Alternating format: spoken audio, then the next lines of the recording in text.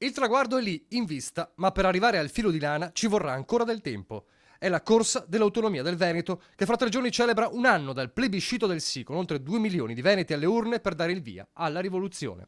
Un percorso a tappe con un filo diretto da Venezia, il governatore Luca Zaia, a Roma, il ministro Enrica Stefani, ma anche un percorso in cui non sono mancati e non mancano gli ostacoli fuori dal Veneto. Sulla base di quel lavoro fatto ho presentato una bozza di intesa al Presidente del Consiglio.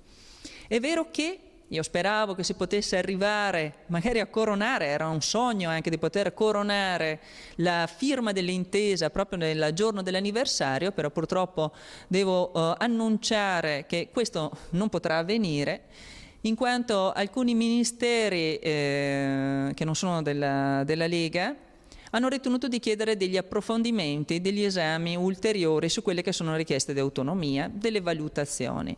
Io mi attendo che possa essere fatto questo riscontro anche in un termine anche breve, per poter così concludere quello che è una giusta e legittima richiesta che è stata fatta dai veneti, da noi tutti, che è stata confermata da un grandissimo referendum. Dunque richieste di approfondimenti dei ministeri in capo al Movimento 5 Stelle. Sarà da capire se e come potrebbero creare un nuovo attrito dopo il caso Pedemontana.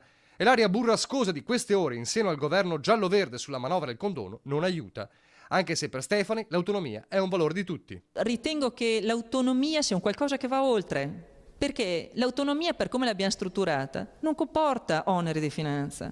L'intesa non comporta oneri di finanza e la legge che recepisce l'intesa non comporta spese per lo Stato. Intanto l'asse Zaia-Stefani va avanti con la richiesta ribadita delle 23 materie e risorse derivate dal gettito IVA e IRPEF come strumento di svolta. Cioè quello che è il costo che sostiene il governo e lo Stato per quella competenza a livello regionale.